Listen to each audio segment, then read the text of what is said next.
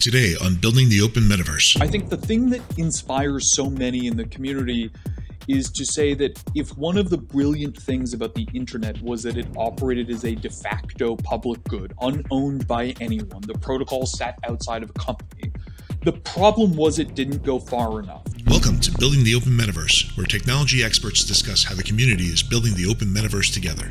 Hosted by Patrick Cozzi from Cesium and Marc Petit from Epic Games. Hello, my name is Marc Petit from Epic, and my co-host is Patrick Cozzi from Cesium. Patrick, how are you? Hey, Mark, I'm doing great. We just got back from the ITSEC conference, and we just had our annual holiday party. So both those events start to signal the start of the holidays. But before we do that, we have a lot to talk about today. Yeah, and today what we want to do is close season 3 of our podcast and close the year. And we thought we would invite one of our favorite guests, which had already twice on the show, to get his perspective on where we are with the metaverse at the end of 2022. So we're super happy to welcome Matthew Ball to our podcast. Hello, Matthew, and welcome back. Hey guys, I'm so very excited to be here with you. Yeah, and we kicked off with you the first episode, so you are very important to us. And first, I think we need to introduce you. You're the CEO of Epyllion companies, and you're the author who came out with this book, The Metaverse, earlier this year. And of course, if you haven't read it, we think it's already a reference piece on the metaverse. So please pick it up because I think you've done an excellent job of, going against the hype and asking the right questions and setting the foundation for the metaverse. So thank you for that. So let's dive in.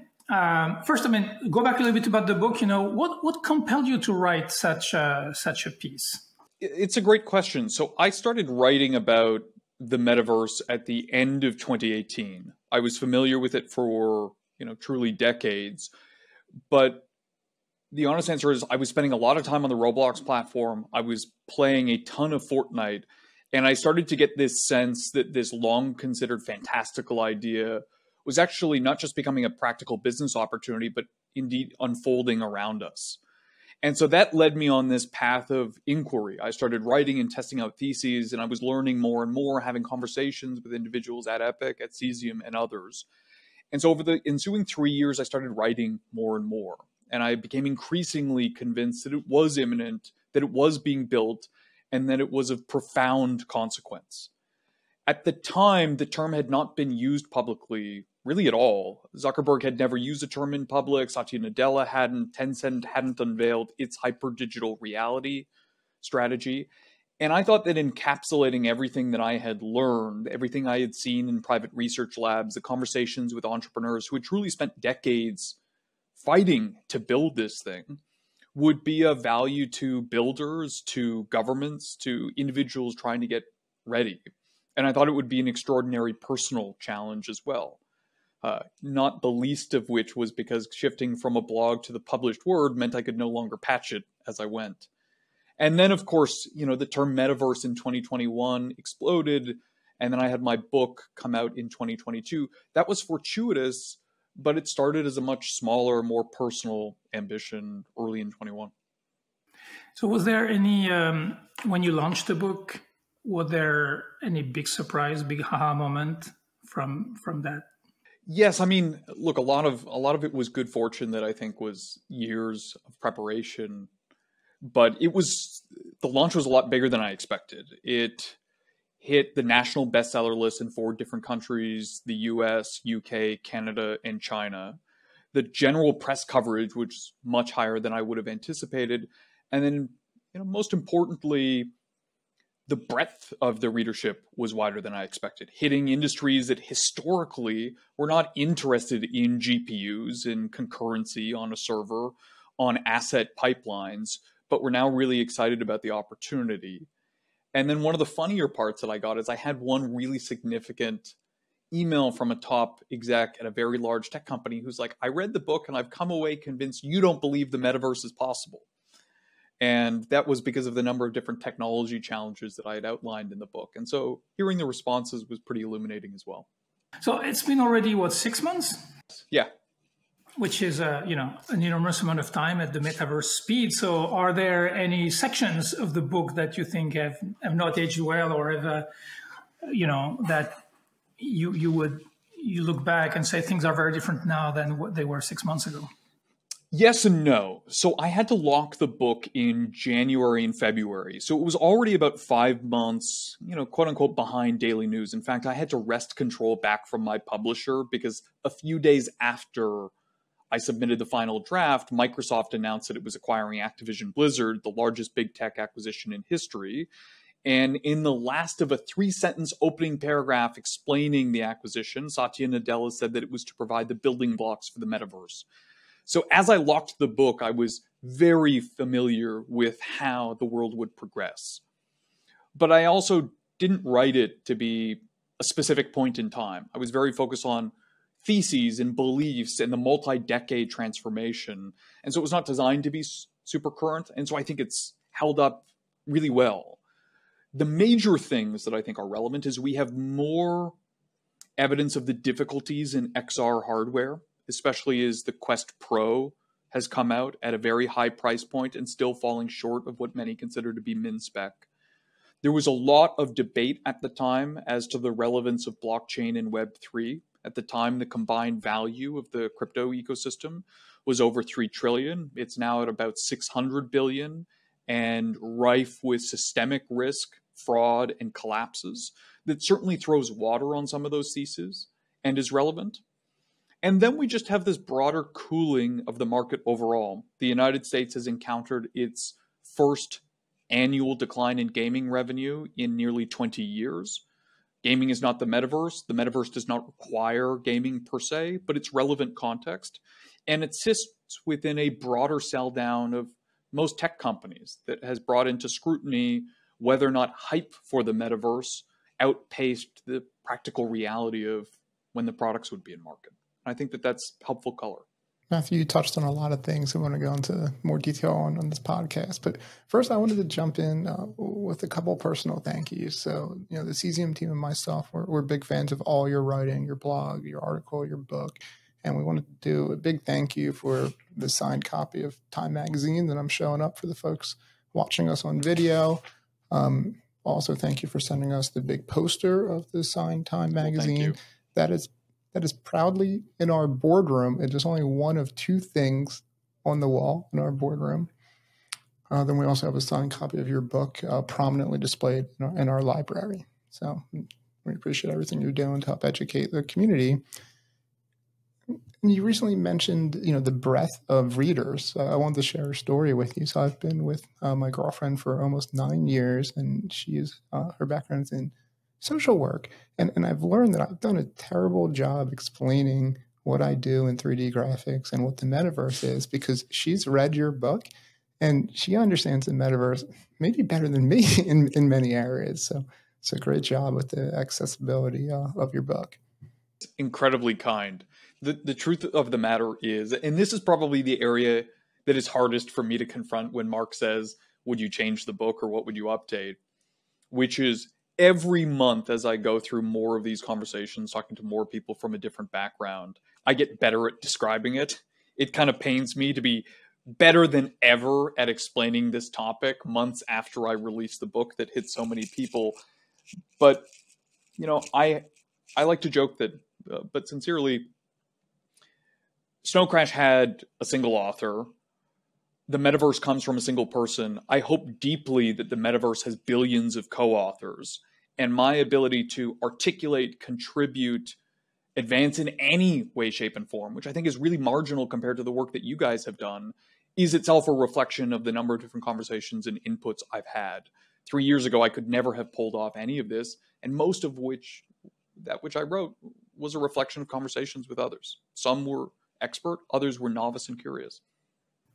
Interesting. Yeah, and you've done a great job pulling it together and sharing it. So thank you once again. And I did want to dive in a little bit because in your book, you really get into the necessary infrastructure, technology, and business alignment to build the metaverse. And I thought just the way you broke down networking, computing, engines, interoperability, hardware, and payment rails was just right on point. And as you and our listeners know, Mark and I are really excited about all the development around metaverse standards in order to facilitate interoperability. I was wondering, just as you reflect back on 2022, I mean, what developments are you most excited about? One of the primary questions that I receive, which I'm sure you both do all the time, is, okay, so if the metaverse isn't here, when will it be? And that's always a philosophical question. Like, when do you want to say mobile was here? When do you want to say that the internet was here? I always try to remind people it's a question of when is what here for whom, why, and how. And the answer is mobile is here, but it's not fully developed. It hasn't ended. That's not how technology works. But to the extent in which we can say the metaverse is not yet here, and it will be, I think that the answer is standards. In the same way that you can say that the proto versions of the internet were early mainframes that were isolated on a local or wide area network, but eventually we had the standards for true global internetworking. That was predicated upon the standards that would support coherent, consistent, comprehensive exchange of information through, and this is the operative word, autonomous systems and networks. And so when I take a look at 2022, there's a bunch of notable hallmarks: the amount of investment that went into startups in the metaverse space, the learnings we had with crypto, the learnings that we have with XR, the general market understanding of this theme, the general appreciation for the criticality of how the metaverse is designed. But I think that the single largest leap was that you can start to see that path towards achieving standards. Achieving not just the technical standards, the technical conventions, but actual exchange between parties that many believed would never cooperate. You see that with the Standards Forum, but I think one of the most thrilling things that Meta has contributed thus far is actually just showing that you can get Teams, you can get Zoom, and you can get the Oculus platform to say, let's open up and exchange. Let's exchange avatars, let's exchange video conferencing, let's interoperate our productivity software while still providing data and privacy rights to the individual platform connecting in. That's the big achievement. It also makes me very hopeful that this is not a pipe dream, and to the extent it's technologically realizable, we may actually be happy about the way in which it manifests. Yeah, very well said. And yeah, I'm excited for the progress that we've made in standards. And I think we have a lot more to go, but it's looking good.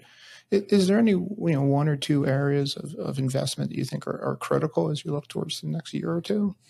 I mean, the fun thing about this topic is, I think, for the amateur observer, they interpret it as being very singular. They say it's a video game, or they say it's VR hardware. And of course, we recognize that we're really talking about an ecosystem.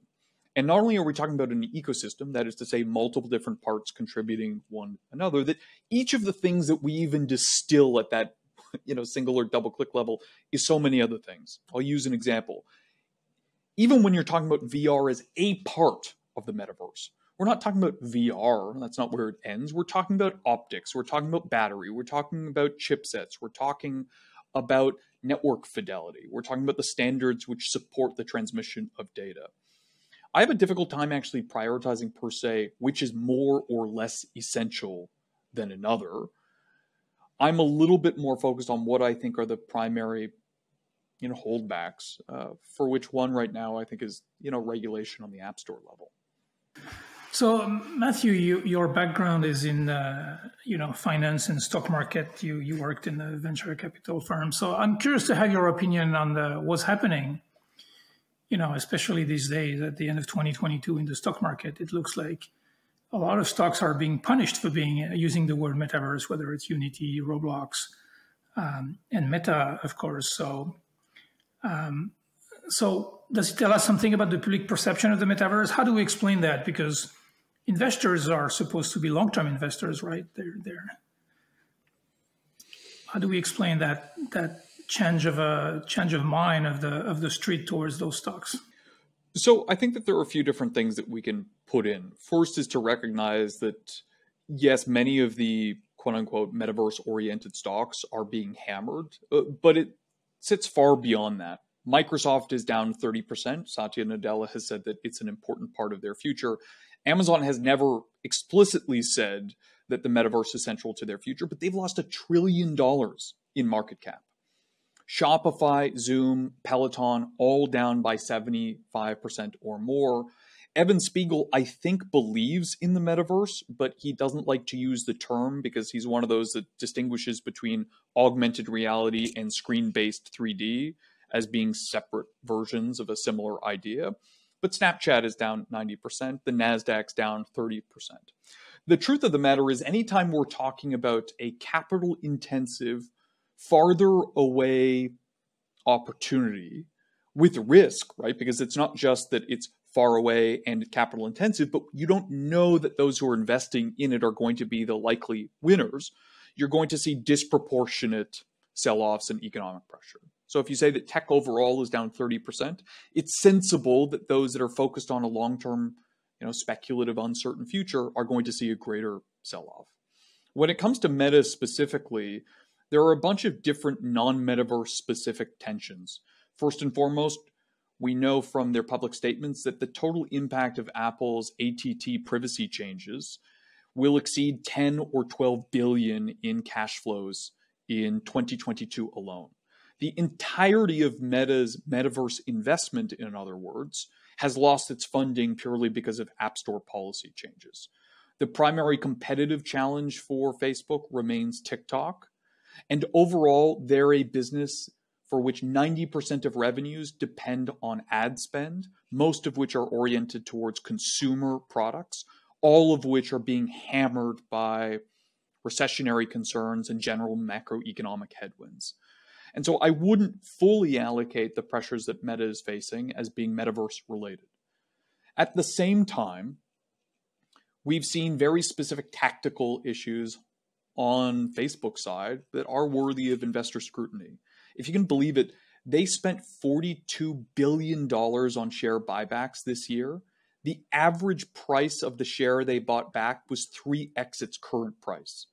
In other words, you can fairly say that even if the $12 billion that they spent on Metaverse was clumsy or poorly allocated, they literally shredded nearly $30 billion on out-of-the-money share buybacks. And then there are broader questions as to whether or not the strategy and the tactics of their metaverse ambition are going to pan out. And so I think in general, we're just seeing the complexity of the metaverse as a theme, its timing, and mixed with a bunch of macroeconomic and company-specific issues. Yeah, and we had Mike Abrash on the podcast, and I think the problems you're trying to solve are very complex. You talked about optics, and they are. And I think a lot of their spend go towards solving those hard problems. They're not put all their money in legless avatars like Facebook Horizon. I mean, it's a caricature of their investment. They're really taking the long-term route, and Reality Labs is an interesting endeavor. I mean, they're trying to solve some of the hardest problems that have to be solved. Oh, totally. I mean, one of the ways that I have found it's, we've all seen it. Why do the avatars lack legs? Why are the graphics so poor? Why do they look like a Wii? And one of the reasons why I think, or one of the ways that I found it's really easy to articulate the difficulty of this challenge is to put it in contrast to the most powerful graphics computing device that the average person owns. Let's say a PlayStation 5. The PS5 weighs 9 pounds. And despite that, it doesn't need a battery because it has constant access to the electrical grid. The PlayStation 5 weighs 9 pounds and it doesn't need to bring its own screen. It connects to a screen. It also doesn't need sensors to capture your movement. It doesn't need to contend with suboptimal lighting conditions. That is to say, you never use your PlayStation out in the middle of a soccer field. And it doesn't need to connect to a mobile network. When you say we want to ask it to do far more things, while also bringing its own screen, while also bringing its own battery, without breaking your neck in weight or melting your face, and then to solve some of the most complex problems, which is diagnosing the environment and intuiting the positioning of your limbs, that is an extraordinarily hard problem. Meta is not alone in underestimating its difficulty. Google Glass launched nearly a decade ago. I've seen, quotes from Tim Sweeney around 2015, 2016, expecting it to become one of the great new computing platforms within that decade. The first HoloLens device came out in 2016. Magic Leap, of course, accumulated billions of dollars in valuation. This is a hard problem. And yet most people, while they underestimated its timeline to achievability, believe in how valuable it will be when it works. And the bull case here is Meta is essentially alone in trying to solve these problems. At the same time, there was this interesting conversation at the DealBook Live conference where Reed Hastings, the founder and CEO of Netflix, who used to be on the Facebook board, was asked what he thought of Meta's investments. And he said something to the effect of, we should all be thanking Mark for the innovations that he's financing, but he doubts they're going to be good for shareholders. Which is, he's saying, like, Mark may actually be financing the future that someone else will capitalize upon. I'm going to put you on the spot. So was it 2 years ago you created that metaverse tracking stock? We created an index about 18 months ago. It launched in June of 2021. So you have a prediction for next year? No, I don't think I could legally give one, but I don't have one. We have always said, to give context, I collected a group of people, ex-Oculus, Grand Theft Auto, Amazon, NVIDIA, Square Enix, Spotify, Andreessen Horowitz, New York Times, and others. And we produced this index that basically had a methodology through which you could assess through public equities the growth of the metaverse. We have allocations to computing and networking infrastructure, to content-related services, to virtual platforms, to the standards operators, both common and de facto, right? Unity is not a common standard, but it effectively is from a deployment basis. And our thesis was that if you wanted to invest in the metaverse as a theme, in the 90s, you could have picked Apple. You might alternatively have picked Research in Motion or Samsung or Nokia. And the returns from doing one versus another were extraordinarily different. But if you had a well-constructed basket of each of those companies that evolved over time to reflect those companies which soared and fell, that IPO'd and were acquired, the returns would be significant. And that's consistent with mobile, with social networking, with internet, with cloud, and so forth. And so the market in 2022 has not been kind. What the market in 2023 has in store is unclear, but we have always said this is a multi-decade, multi-trillion-dollar transformation. And so that's where our time horizon sits. We've actually been very fortunate, even though the market has sold down quite a bit this year. We've had about 40 million in outflows. As a percentage of total assets, that's about 5%. So 95% of those who have invested alongside have said, we wish it would always go up instead of down, but we believe in the theme and we believe in the methodology. And so they're alongside. So, another area that's been hit is crypto, especially with the fraud and bankruptcy of several large players. And Matthew, we wanted to know, do you think Web3 will ever come back to where it was? And if so, any predictions on winners and losers? Will it ever come back to where it was is an interesting question. I mentioned earlier that at its peak, it was a little bit over $3 trillion in market value. Now, I think every reasonable person could say that there was no demonstrated value in terms of revenue that was being created anew, costs that were being taken out of a system, or brand new things that were possible that got anywhere close to $3 trillion in value. Now, at the same time, you need not demonstrate that full value to be valued at that same amount, right? The value of something is the present value of its future cash flows. Your rental unit does not need to generate $2 million per annum to be worth $2 million.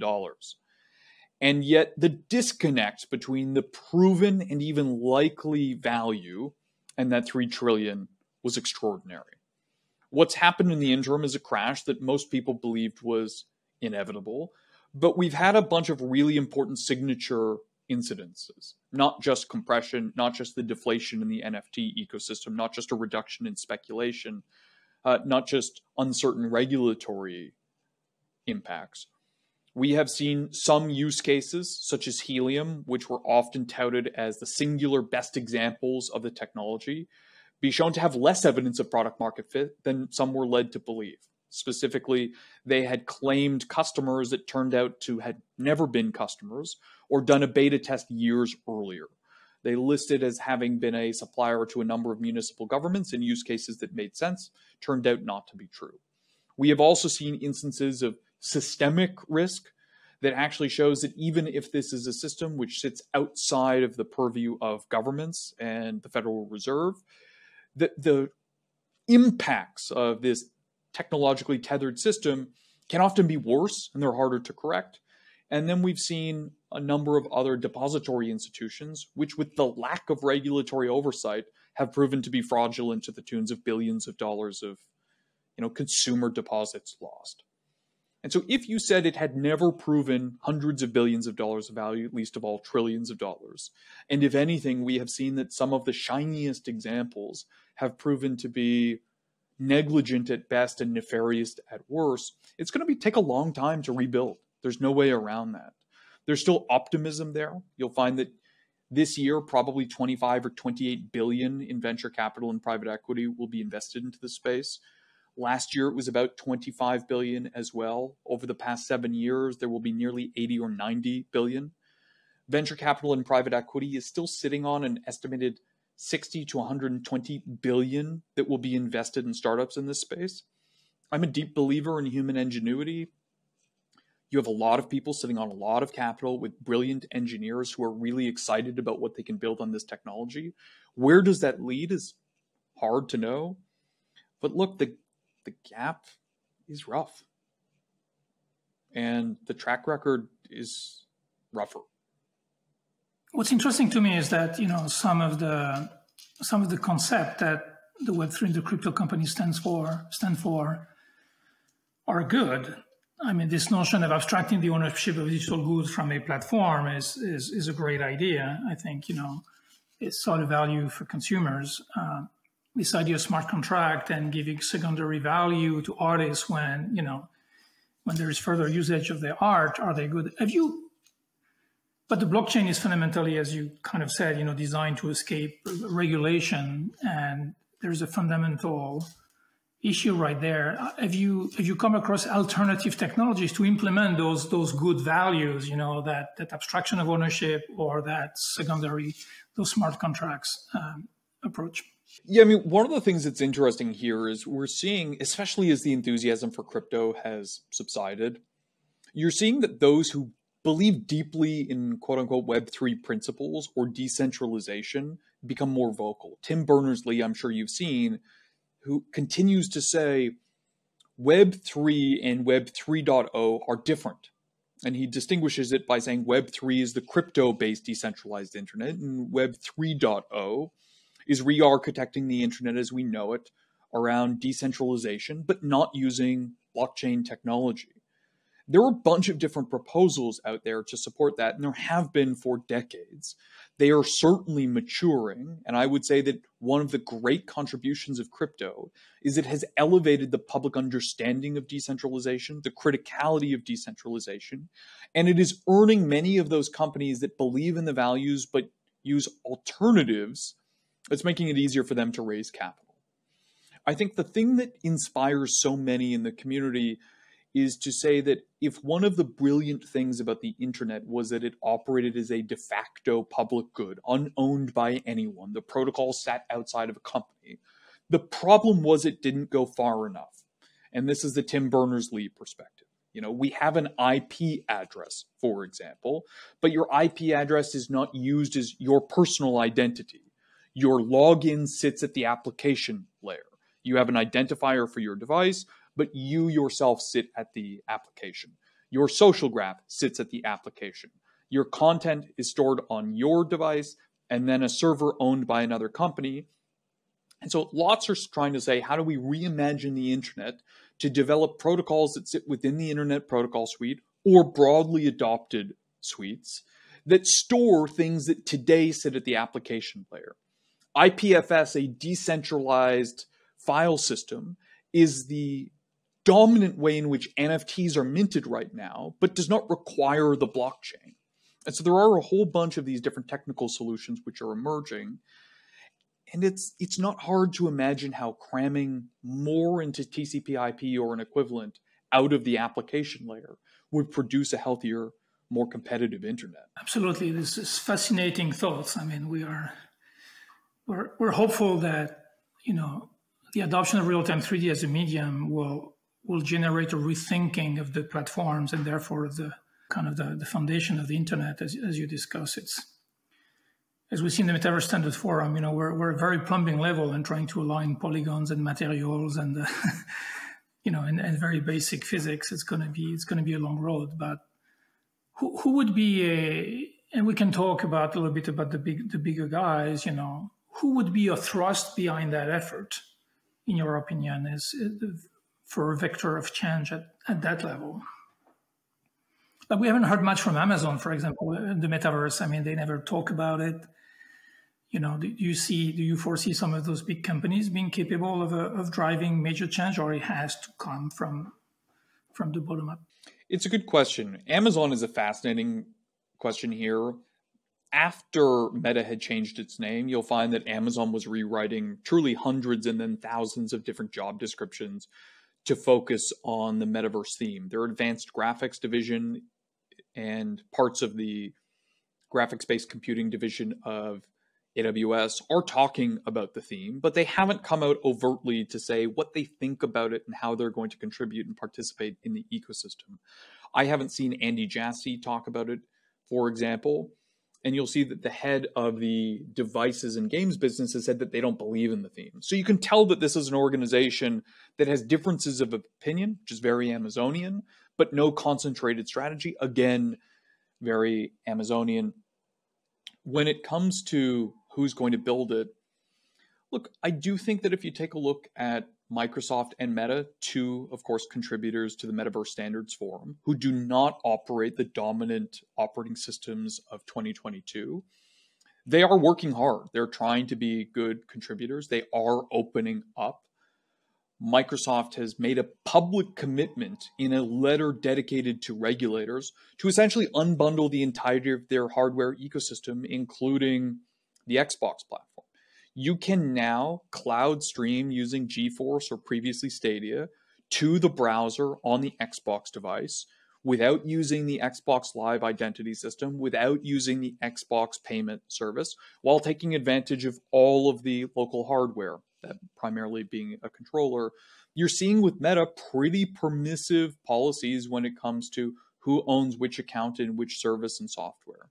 I don't think it's a coincidence that the company which was most displaced on the operating system layer now believes in openness, having been closed for about a decade and a half in the 90s and 2000s.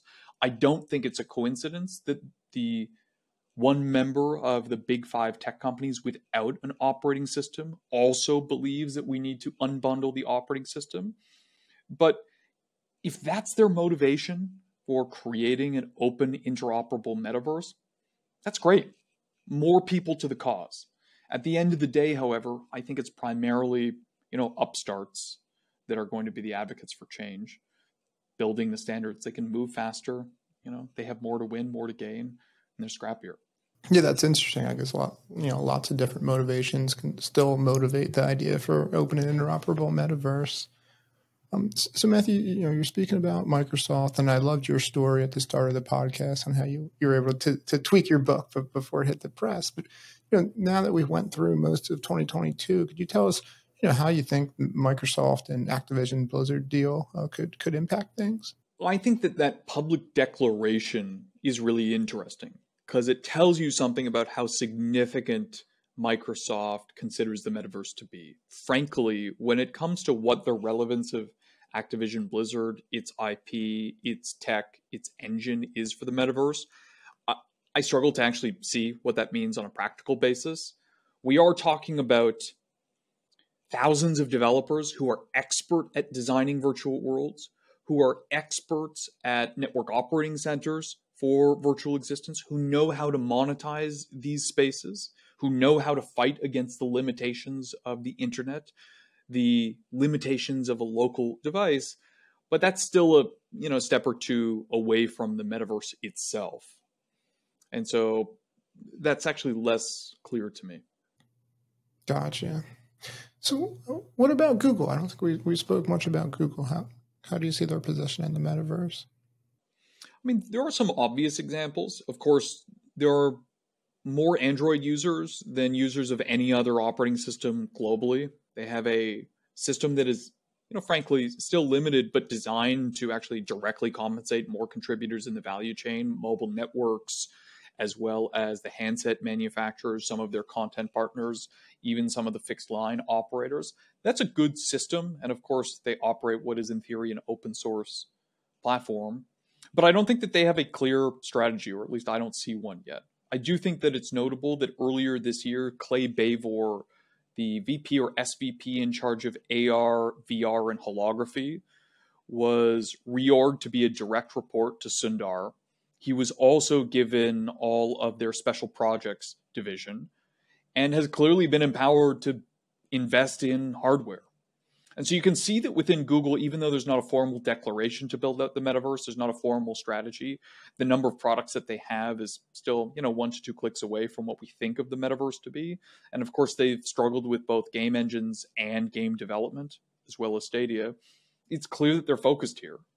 And I think as much as individuals focus on Google Glass as a failed product or their early endeavors with VR, they actually never shut down those programs. They have been quietly, if modestly, at work building AR and VR hardware. They've released another 2 different editions of Google Glass. They've released 4 different total public prototypes in virtual reality. And this year, they're starting the commercial deployment of Project Starline, their volumetric video holography display. But again, we're talking about a company that has many assets, has a bunch of special projects, is clearly prioritizing the area, but doesn't seem to have a clear strategy or even a specific product for the metaverse as yet. So one of the big assets of Google is the Chrome web browser, and it feels to me that we're not seeing any, S3E becomes commoditized, we got hardware, we run a very powerful device. We haven't seen, Web3D or 3D in the browser, grow and shine the way we would expect it to. And case in point, it's still very complex to develop for those browsers. So who would have an interest to see browser-based 3D? You'd think Google would have a strong interest. They don't own any graphics platform anyway. And with the dominance in the operating system world, leaning on the web could be a valid strategy for them. So I'm always not surprised, but I wonder why we're not seeing more from the browsers. I think development is slow. There could be security reasons, but I suspect there is a lack of motivation from the people who do browsers. I think it's a good question. There's probably a few different answers that we could intuit. First and foremost, it's important to recognize that Google's interest in Chrome-based experiences in computing actually seems to have declined more recently, exacerbated by pandemic tensions. I think they've announced that they've basically canceled the Pixel Book. They're still doing some of their devices, but they're no longer issuing new editions. That's fascinating because at the start of the pandemic, as a number of children were being homeschooled, but even in the years that preceded, a lot of parents were really excited about the fact that they could purchase a $200 or $250 PC effectively, that if their kid lost or damaged was not the end of the world like a MacBook was, and was lightweight, they could pick it up, go into the classroom, run nearly anything that was designed without actually having to manage the installation, the login, the credentialing system, and the security was just considered superior. You weren't going to have, malware and spyware.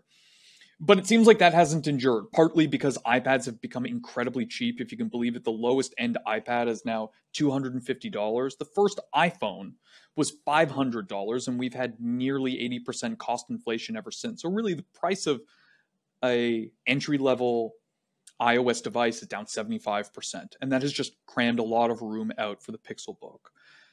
When you say that the signature product is no longer growing, and then you would say that to some extent, web-based computing is in tension with their absolute global dominance on the Android operating system layer, it kind of makes sense that Google hasn't leaned in as they might have, especially when you consider that the monetization differential between building out Chrome and Chromium and others was only widening, right? The Android ecosystem has become more lucrative over time. And then the third reason, the first being Pixelbook, the second being the overall monetization. The third is, look, the iOS challenge is real. The fact that you can't have the Chrome engine on an iOS device.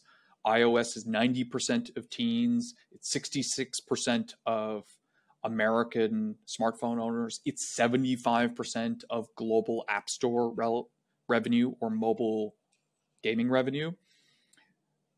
It's hard to imagine what you're going to start to build there that can't be blocked. And I think that those are all kind of relevant challenges. When you're saying who would have the most to gain, honestly, the answer is probably Unity. I'm surprised that they haven't leaned in more.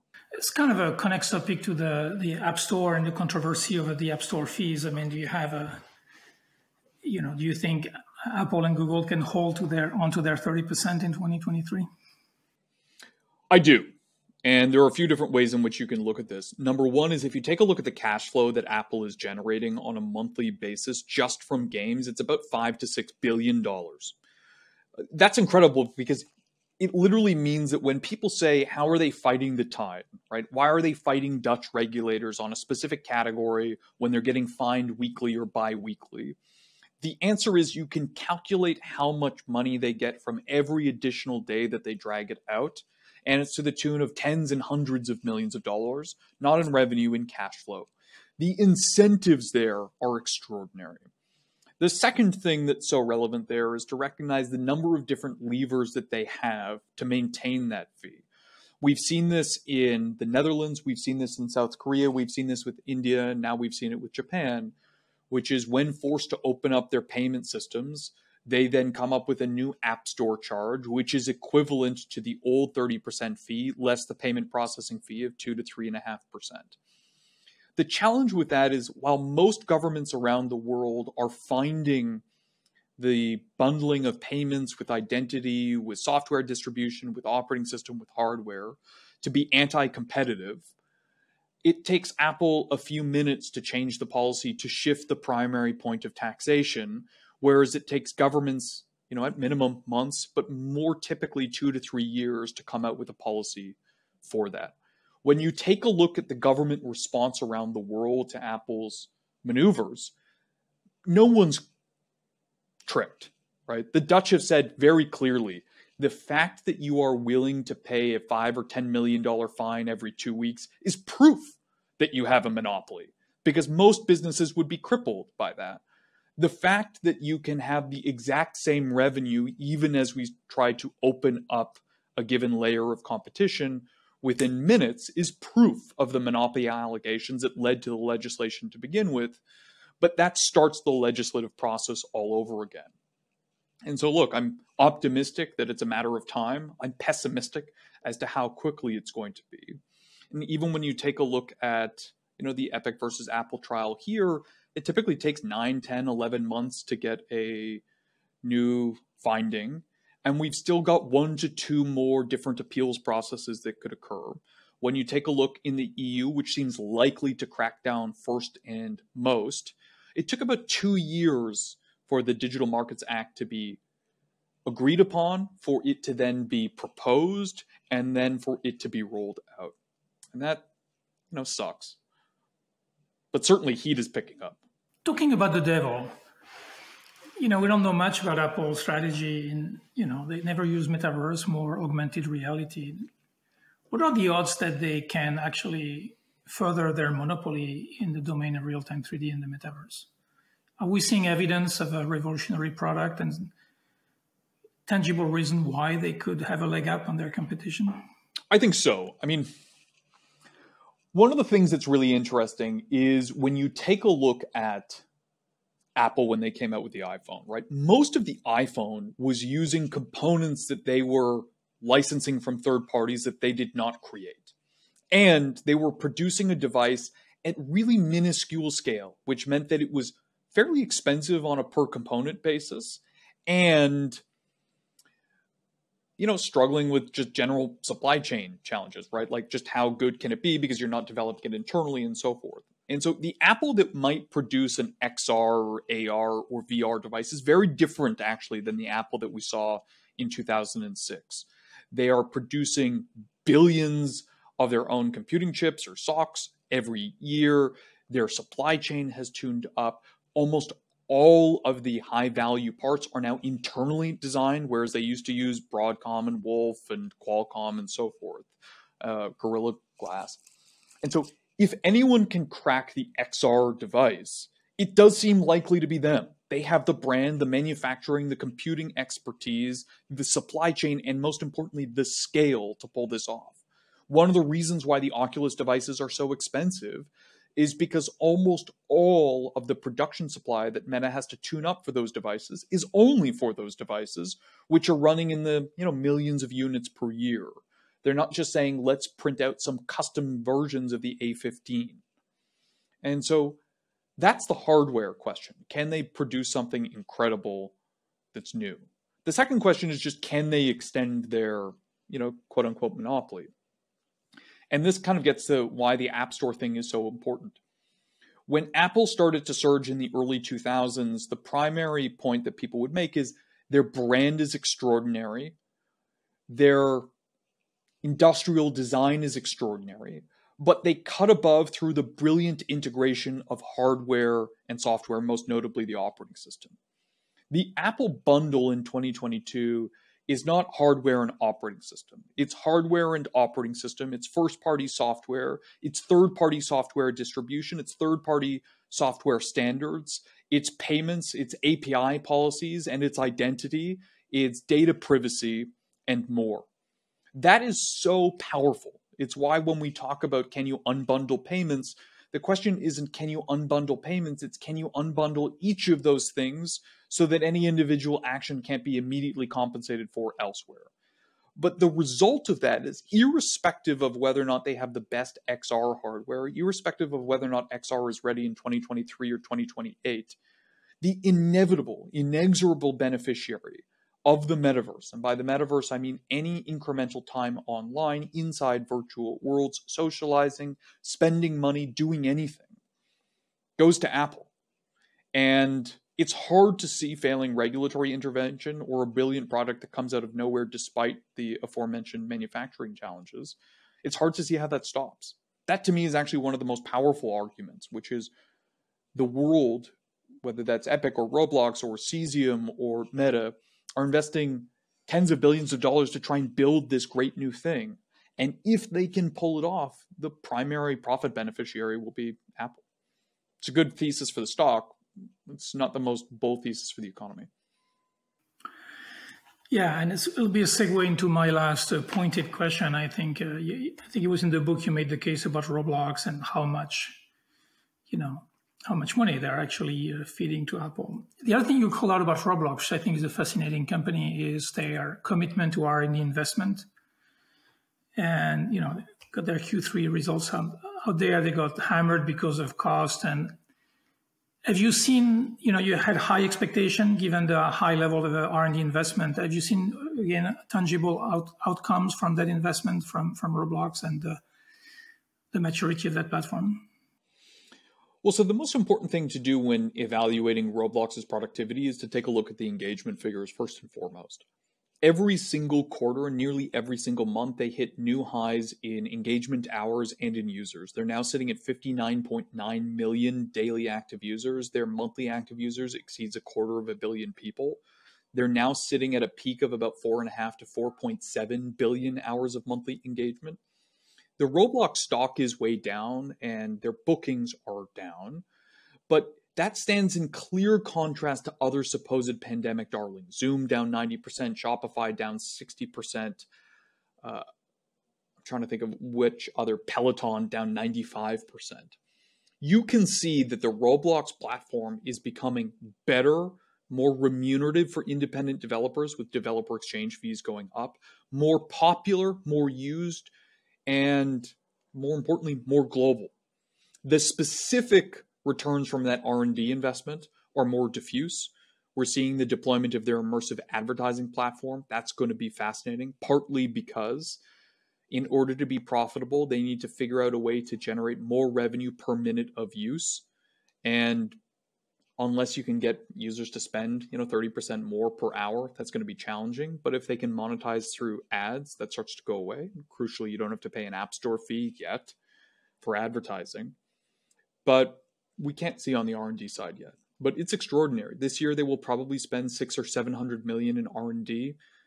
The 5-year cost to produce Red Dead Redemption 2 was about $250 million. The entire Sony Interactive Entertainment budget is $1.2 billion, and that spans all of their first-party systems and engines and software, their network operating centers, as well as their investments in future hardware, both on the VR and PlayStation 6 side. And so that gives you a sense of the scale that they're investing. I have to ask, what book are you working on next? I'm not working on another book right now. I'm writing 2 blog posts. One is actually about the state of the entertainment ecosystem in 2023, a reflection of what's happening to the major gaming companies after this downturn, the alterations in the streaming wars, the growing ambitions of Disney as Disney Plus expands. And then, I'm constantly tempted to ask this question, what can we, it gets to the top of this conversation. Everyone conflates the metaverse with meta. And I have never written about meta in the context of the metaverse because I don't want to perpetuate that. But I think given some of the topics that we discussed today, there actually are a bunch of learnings to be had there. And so I'm thinking of exploring some of that. I will tell you, coming to individual stats, one thing that I think is remarkable that I learned very recently, it's something I would put in my book if I wrote it today. Since 2016, Meta has acquired 6% of submarine cable infrastructure for the global internet backhaul globally. By the end of 2024, they will own or partially own 13% of global internet backhaul infrastructure. In the African continent, they will own and cooperate 47 different country connects and an estimated 25 to 40% of all fiber optic cabling in the continent. And so this starts to explain, where the money is going, certainly. It starts to tell you a little bit about how far out they are thinking and one of the tensions between short-term performance and long-term. But it kind of gets to some of the standards questions. We've often asked this question of what standards for TCP/IP and traffic routing, I talk a lot about the book, about the border gateway protocol, need to be updated. And the challenge with many of these standards, gosh, Patrick, you asked such a simple question and I'm running. But we talk about border gateway protocol and how do you get that updated to support real-time traffic? And the problem with some of these standards groups is if you take a look at updating BGP, how do you update BGP? Everyone has to get into a room. Everyone has to agree. Then hundreds of carriers around the world have to adopt it. Dozens of different modem manufacturers have to adopt it. Handset manufacturers have to adopt it, and moreover. And so what I think is happening with Meta in Africa is they're starting to say, well, if we have 20 to 40% of fiber, we can start to deploy our own protocols in the region. Then service and application providers who want to work with us, build on top of us, connect into our systems, adopt our private or proprietary protocols. And that's one of the ways in which this standards process begins, right?